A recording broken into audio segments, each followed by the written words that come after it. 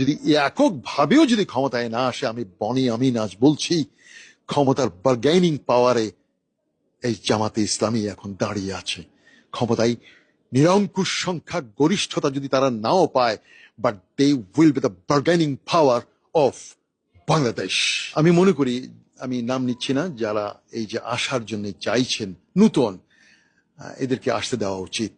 অনেকে তো এসেছেন, অনেকেই আমাদেরকে, আমার জন্মদেশকে চুষে, না চুষে শব্দ হবে না, ওনারা ওনার শাসন করে গেছেন, আমরা সবাইকে দেখেছি। কিন্তু এখন যে দলের কথা বললেন, আমি তাদের মধ্যে মেধা, প্রজ্ঞা যথেষ্ট আছে, দেশপ্রেম তাদের মাঝে অনেক আছে, আর সেজন্য তাদেরকে অনেক নির্যাতন সহ্য করতে হচ্ছে।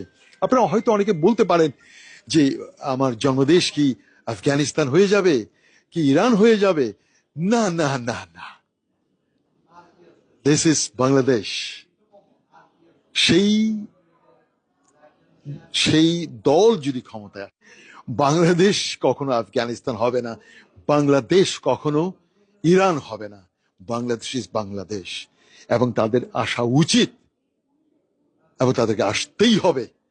আর তারা যদি এককভাবেও যদি ক্ষমতায় না আসে, আমি বনি আমিন আজ বলছি, ক্ষমতার বার্গেনিং পাওয়ারে এই জামাতে ইসলামী এখন দাঁড়িয়ে আছে।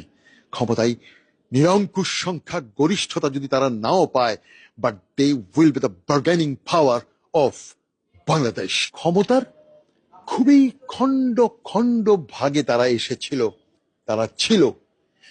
আগামীতে they will be the king maker, এরাই হবে কিং মেকার।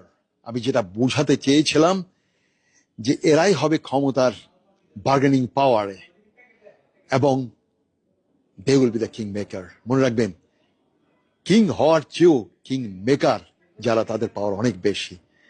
আপনারা সত্যের পথে থাকবেন, চেষ্টা করবেন দেশে সুষম বন্টন, সম্পদের বন্টন এবং সুন্দর রাজনীতি যেন চর্চা হয়।